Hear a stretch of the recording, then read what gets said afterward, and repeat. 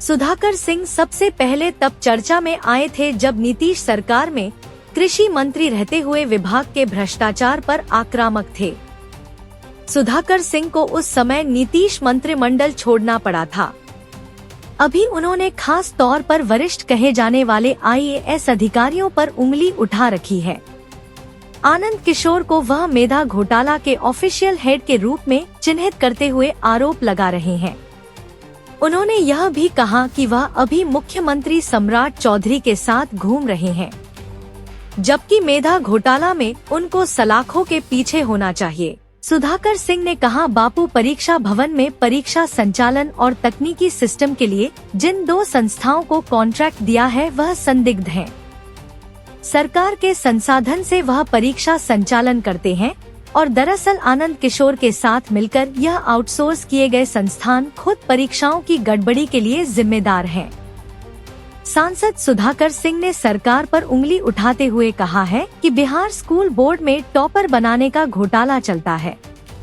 मामला प्रकाश में आया कि जो लड़की टॉपर है उसके कॉपी की लिखावट और उसके लिखावट में मेल नहीं है। सुनिए सुधाकर सिंह को। 23 तारीख के बाद 2 बड़ी घटनाएं इस बिहार के भीतर हुई कि जो आर्थिक अपराध अनुसंधान 2 साल से जो सोया हुआ था जांच पूरी प्रक्रिया में, उसने 24 तारीख को एक काउंटर एफिडेविट नहीं, उसको काउंटर एफिडेविट नहीं कहते हैं, उसने चार्जशीट दाखिल किया। ध्यान दीजिए, 23 तारीख के प्रेस कॉन्फ्रेंस के बाद 24 तारीख को उन्होंने एक चार्जशीट दाखिल किया, जिस चार्जशीट में आप देखेंगे कि उस चार्जशीट में संजीव हंस, जो पहले ही से जो जेल गए हुए थे या जिन पर अपराध हुआ था, उस मामले में पुनः एक उन पर चार्जशीट दाखिल किया गया। उस विषय को बहुत ध्यान से गौर करिए, किस तरीके से सरकार पूरे जो ईडी का जो काउंटर एफिडेविट है उस पर अभी तक कोई भी सुनवाई करने से इनकार कर दिया। 2 उसमें बहुत महत्वपूर्ण साक्ष्य याद रखना होगा। एक तो अगर 9 IAS अधिकारी जिन पर हमने पिछली बार कहा था कि ईडी ने आरोप लगाया, उस 9 में से किसी भी एक व्यक्ति पर चार्जशीट में नाम नहीं डाला। 9 अधिकारी का नाम पुनः वापस मैं ले लेता हूं। आनंद किशोर, संजीव हंस, संतोष कुमार मल, अमरेंद्र सिंह, धर्मेंद्र कुमार, सुनील कुमार यादव, योगेश सागर, अभिलाषा शर्मा जैसे जो अधिकारी, और जब उसमें 2 आदमी को निलंबित भी किया, योगेश सागर को और अभिलाषा शर्मा को, तो किस आधार पे उनको निलंबित किया गया? जब चार्जशीट में उनका नाम नहीं देना था या उनको आप गुनाहगार सरकार नहीं मानती आर्थिक अपराध, तो किस आधार पर उनको निलंबित किया? ये बहुत महत्वपूर्ण सवाल है। कहना है किसका? आर्थिक अपराध अनुसंधान को, कि हमने उनको नोटिस किया, वो आ नहीं रहे हैं, मतलब एब्सकॉन्डर है, फरार हैं। चलिए फरार हैं, लेकिन आनंद किशोर तो सबके सामने हैं, ये तो फरार है नहीं। इन पर आपने क्यों नहीं अभी तक पूछताछ के लिए आपने नोटिस किया? जो आनंद किशोर पर ईडी ने साफ कहा एक किंगपिन है। क्या कहा है? मिस्टर एक्स ठेकेदार, क्योंकि हाई कोर्ट का एक आया है, इसमें एक रिपोर्टिंग में आया है ना, कहा है कि फला व्यक्ति का नाम नहीं लेना है। किसका नाम नहीं लेना है? मिस्टर एक्स ठेकेदार। ये आप समझ जाइएगा, ठीक है? माननीय हाई कोर्ट ने कहा है उनका नाम नहीं लेंगे। तो मिस्टर जो एक्स ठेकेदार केवल पैसा वसूली के आरोपी हैं, लेकिन असल जो इसके जो किंग पिन है वो है कौन? आनंद किशोर। क्यों? याद करिए, आप 1.25 साल पहले मैंने एक प्रेस कॉन्फ्रेंस किया था कि बिहार में रातों रात वित्त सचिव क्यों बदला गया। लोकेश कुमार जी की नियुक्ति वित्त सचिव के रूप में की गई थी और 3 दिन में हटाकर आनंद किशोर को किया गया था डीके कुमार। कौन है DK tax DK Kumar, Deepak Kumar, जो मुख्यमंत्री के प्रधान सचिव तब से लेकर अब तक अभी वही हैं, अभी वो हटाए नहीं गए। किस पर हैं वो? अनुकंपा पर हैं। उनका रिटायरमेंट हो गया है, उनको लगातार उनका सेवा विस्तार दिया जा रहा है। क्या उनमें दीपक कुमार में खासियत है? क्या बिहार में आईएएस अधिकारियों का टोटा पड़ा हुआ है? क्यों? जो चीफ सेक्रेटरी रहते हुए, प्रधान सचिव रहते हुए तमाम घोटाले के इर्द गिर्द रहे, उनको आनंद किशोर को वित्त सचिव बनाया गया था उनकी बेटी ईसा वर्मा को 25 करोड़ का ठेका देने के लिए। हालांकि उसके बाद बात आई गई, मेरे आरोप के बाद भी जांच नहीं किया गया। अभी शायद कोई कह रहा था सरकार में कि सबूत क्या है। सबूत तो सरकार का काम है जुटाना। अगर हमने आरोप लगाया, मीडिया ने लगाया, किसी ने लगाया, तो सबूत कौन करेगा, जुटाएगा? सरकार का काम होता है जांच करके सबूत जुटाना। उसके लिए लोकपाल होता है, आर्थिक अपराध अनुसंधान होता है, भारत सरकार की कई एजेंसियां हैं। बिहार में लोकपाल नहीं है, कौन जांच करेगा? लोकपाल की नियुक्ति कौन करता है? सरकार करती है। 5 साल से बिहार में लोकायुक्त नहीं है। जब बिहार में लोकायुक्त नहीं है तो किसके खिलाफ हम कंप्लेन करेंगे? कौन जांच करेगा?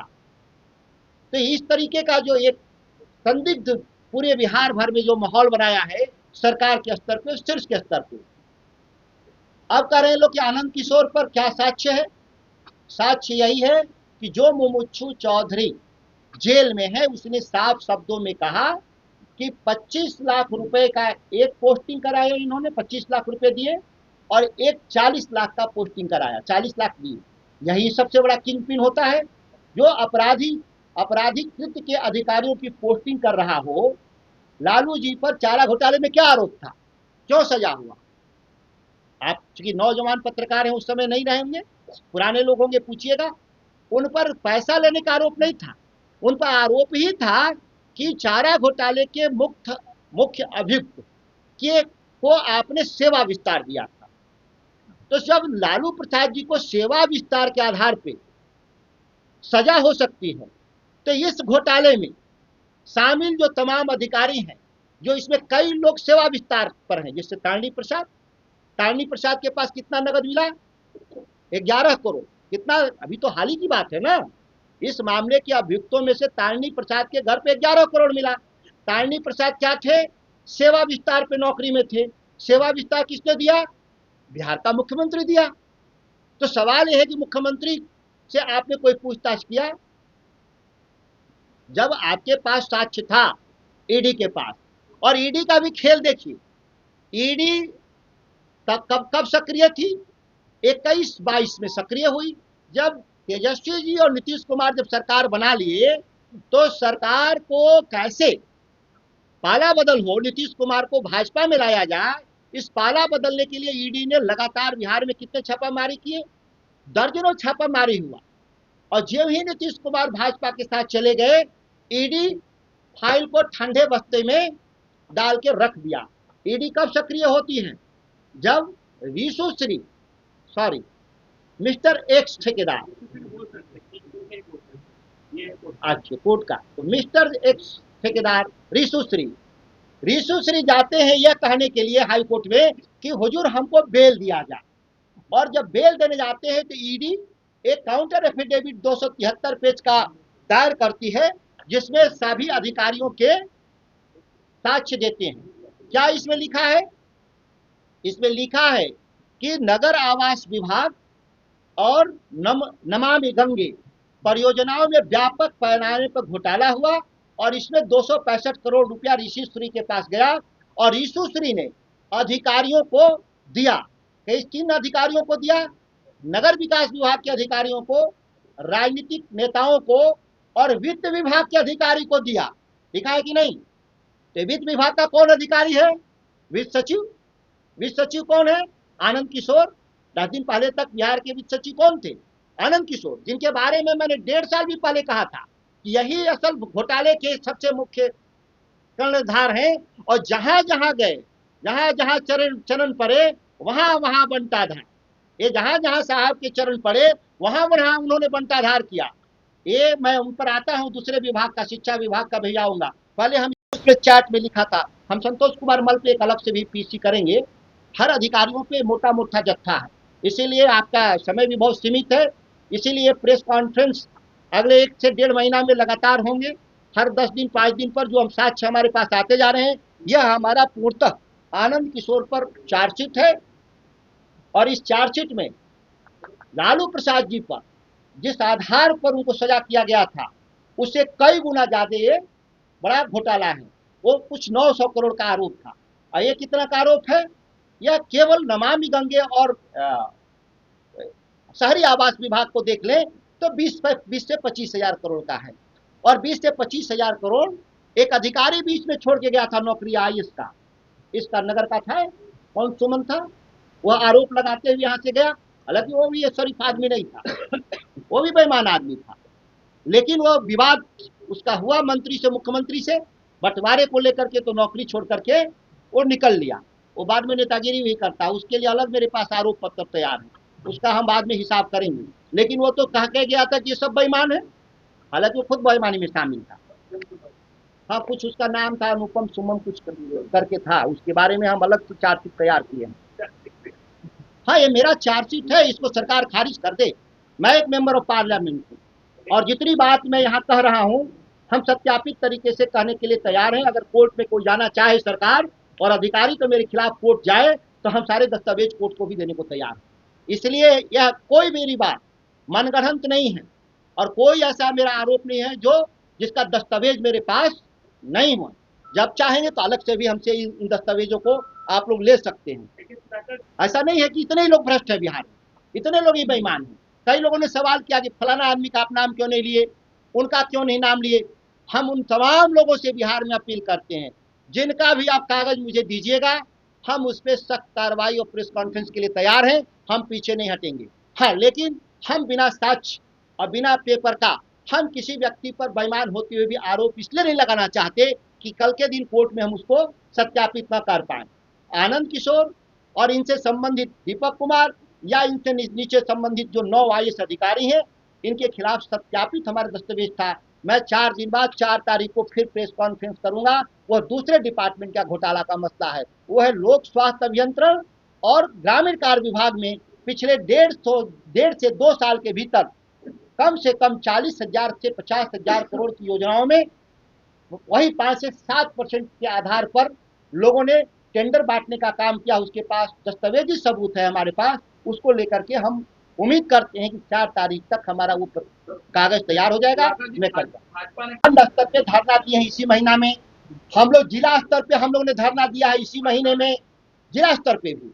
तो ये हम सड़क पर ही उतरना कहते हैं, और हमारे मुद्दे थे उसमें, ऐसा नहीं था। अब खबरें कितनी चली नहीं चली वो हम लोग किसी पर आरोप नहीं लगाएंगे। बार-बार आप नाम ले रहे हैं, क्या आप मानते हैं कि लालू जी ने भी घोटाला किया था? देखिए, जिन तथ्यों के आधार पर उन पे सजा हुई है, उससे बड़ा तथ्य इसमें है, तो क्यों छूट मिल रही है? वर्तमान सरकार में बैठे हुए लोगों को कौन छूट दे रहा है, ये मेरा सवाल है।